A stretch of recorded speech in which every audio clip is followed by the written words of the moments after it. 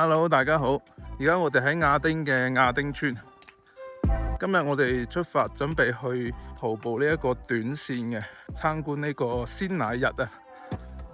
咁無論你長線定短線，或者係去邊個景點呢，都需要坐接駁車去呢個扎冠賓啊。扎冠賓呢度呢啲名呢，全部都係藏族嘅藏語，跟住再轉譯成國語啊，所以哇讀起上嚟非常之翹口啊！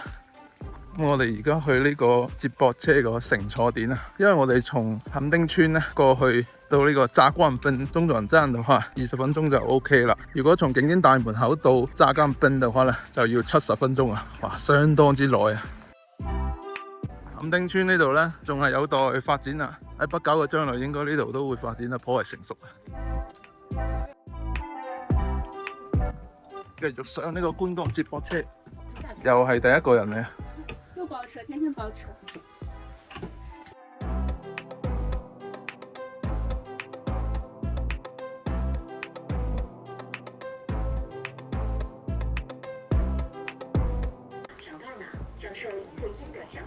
呢度就係環保車嘅終點站啦，扎冠賓啊！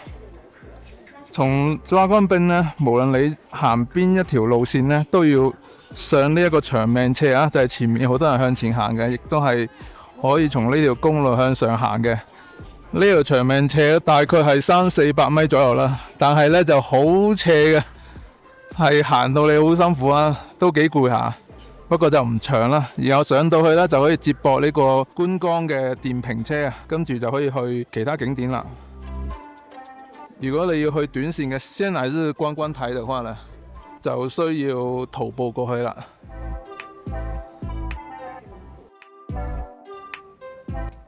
而家我哋就喺呢個扎冠賓啊，喺呢度啊，跟住咧就行上一條長網車道到沖古巢店。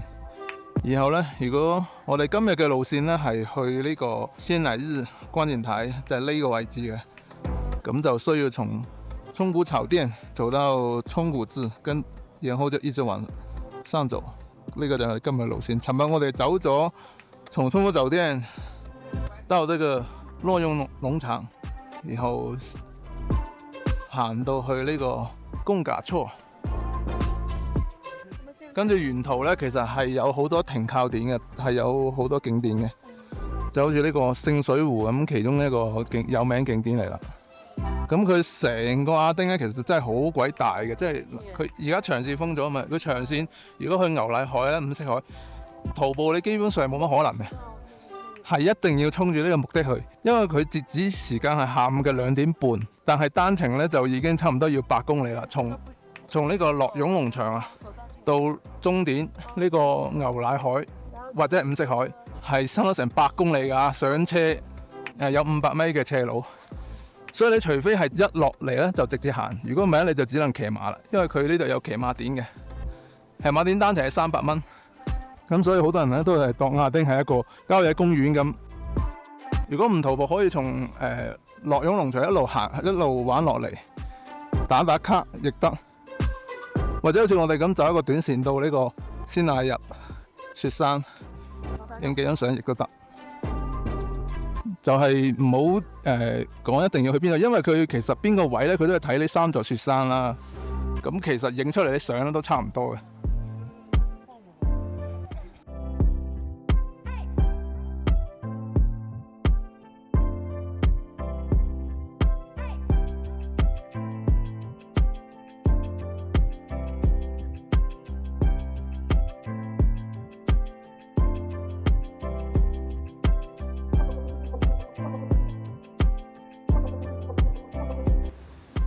沖古寺啊，沖古寺，從呢條木棧道上，亦都可以直接去沖古寺嘅。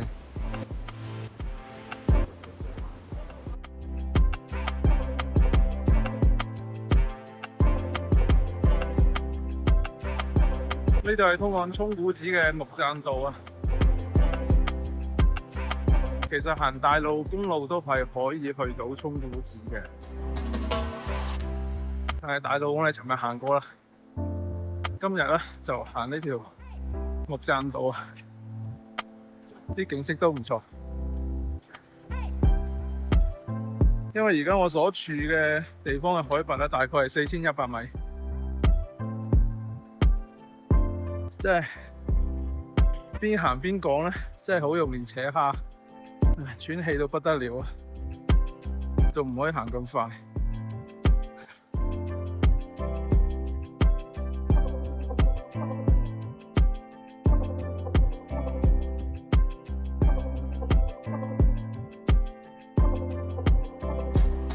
從呢邊去就可以去到沖古寺啦，沿途嘅風光都幾靚啊！呢一段路呢，就只能徒步嘅，所以慢慢行過去。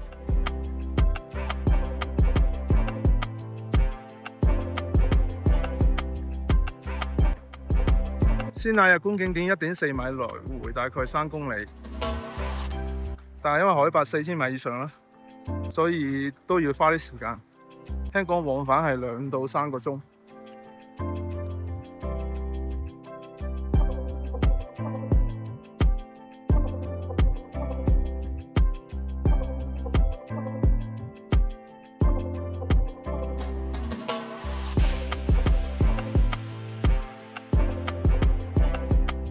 穿過呢個野豬林啊，野豬林呢，就真係有野豬嘅，並唔係浪得虛名啊！我都唔知過唔過得好啊！喂，大佬，借條路嚟行下嚇，我哋都好友善嘅，大家平時井水不犯河水。哎呀，走啦！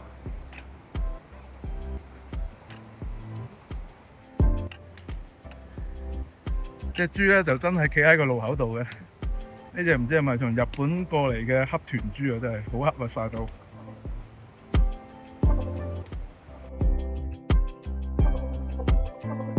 喂，豬大佬，做乜跟住我啊？喂，唔好行埋嚟啊！喂，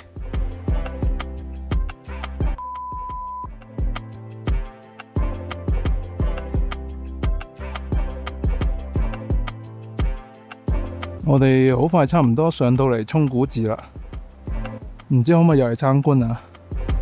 等我四圍逛下。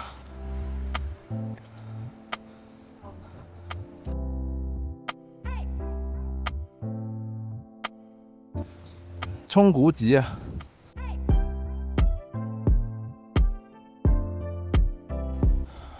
哇，好大支國旗，好愛國，不得了！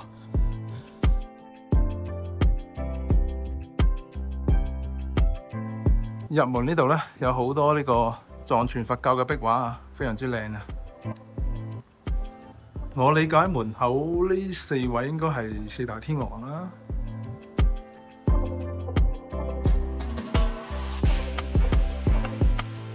Hello， 大家好，我现在所在的位置就是冲古寺，也就是短线中的其中一个站点吧，算是。冲古寺这里呢，其实爬上来还挺辛苦的。但是气儿喘匀了，看看这个雪山下有一个寺庙，感觉还是很不错的。我身后这里就是大殿，然后右侧边有个护法殿，有喇嘛在诵经祈福。我刚刚进去的时候，有2个师傅在打扫卫生，然后我还问他，我说我能不能进去参观，然后他非常热情的说可以可以，然后还跟我讲这边是护法殿，后面那里是大殿。如果有体力上来冲古寺的朋友们，还是进去看一看吧。不过要注意，就是进入大殿要脱掉墨镜跟帽子。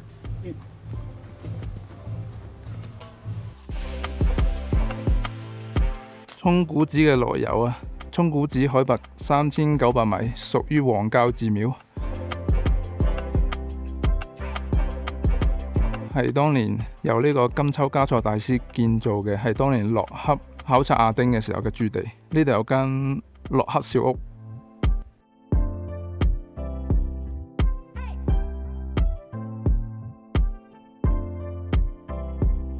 我哋離開沖古寺，而家向呢個仙乃日觀景台出發。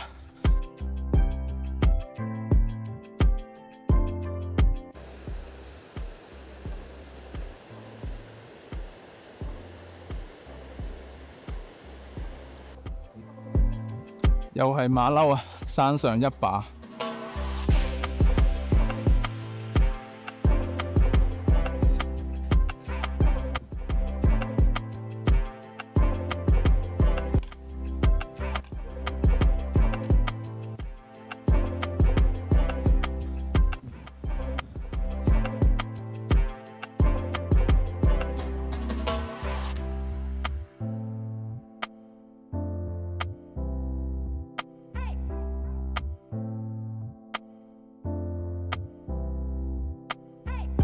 沿路嘅風景都唔錯啊。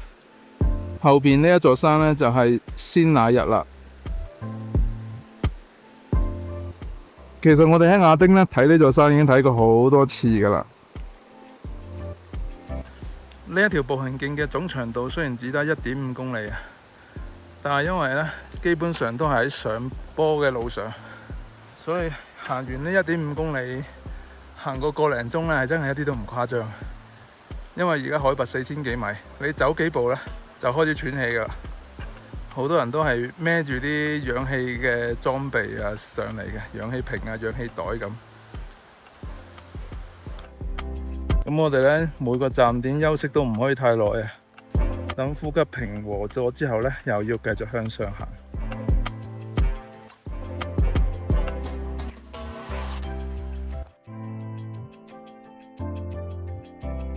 看到這個仙乃日神山，就表示你差不多快到卓瑪拉措了。實際上這條路我覺得走得比昨天要累，因為它全是這種鏤空的台階，登山杖沒辦法用，根本使不上力，而且一路全是台階上坡，所以我覺得比昨天那個差不多10公里走得還要累。加油，就快到湖邊了，啊耶！我快死了。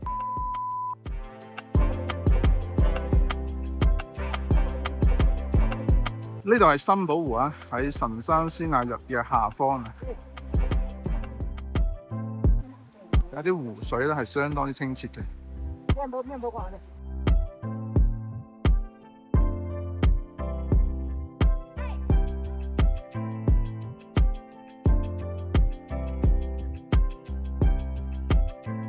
前面呢個呢，就係神山鮮乃日。從呢度呢，有個分叉口嘅，直去呢就會去到一個鮮乃日嘅觀景台，就500米。右行呢就會去到佐馬拉措嘅，咁我哋會選擇先去佐馬拉措先。我前面呢個湖呢，就係卓馬拉措啦，佢係喺神山鮮乃日嘅下邊嘅，海拔係4100米。卓馬拉措呢係藏語嚟嘅，我哋漢語呢就咁叫佢做珍珠海嘅。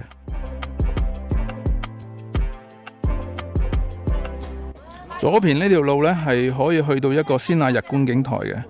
我哋一陣睇下時間要唔要過去啦。但係前面呢，應該係離鮮乃日近一啲嘅啫。佢係一個環嘅，咁從右邊呢會翻返去啱先個新寶湖嘅。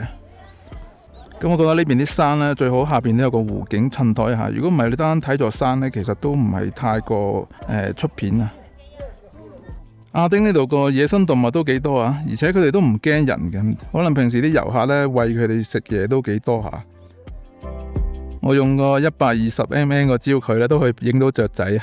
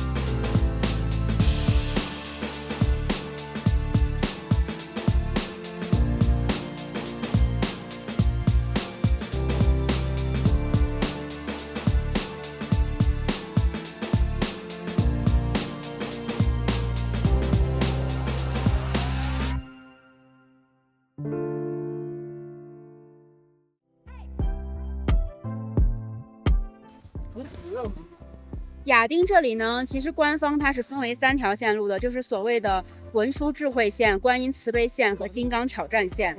然后呢，文殊智慧线加金刚挑战线就是我们传统意义上的长线，但是上半部分金刚挑战线已经由于天气原因关闭了，所以其实现在我们走的只是长线的一半，然后加这个短线。因为最难的部分就是长线上面舍身崖到珍珠海、牛奶海这一段，因为它海拔攀升非常的高，然后呢，那几公里路，哦，真的就是好绝望呀，我感觉。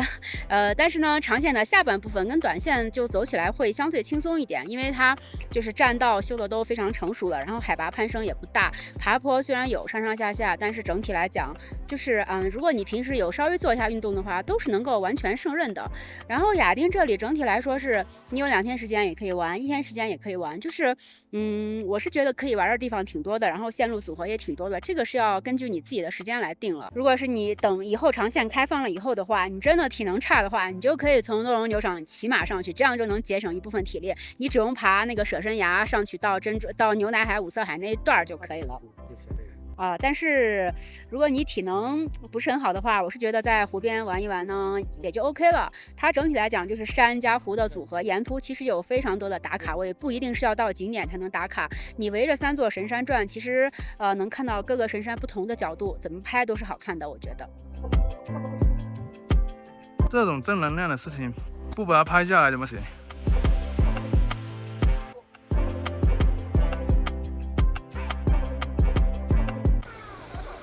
我哋啱先徒步完短線咧，落翻嚟之後咧，發現呢度有一個好好嘅觀景位置，係可以睇到呢一個夏洛多吉。夏洛多吉咧係亞丁3座神山之一啊。其實我哋尋日喺一路有見住佢嘅，但係好似呢個景咁好咧，就好少見。嗱，下邊有河流啦，然後有樹林，再到夏洛多吉，咁成個景咧就非常之靚啦。所以嚟墾丁咧就記得嚟呢個位打卡啦。Hello， 大家好。我现在所在的位置背后就是夏诺多吉神山，就是在冲古寺下面一点，然后往冲古草甸洛荣牛场步道这边，可以非常清晰的看到夏诺多吉神山。总之，那个稻城亚丁的核心其实就是围绕3座神山，然后我们呢3座神山都非常清晰的看到了。本次的行程圆满了，耶！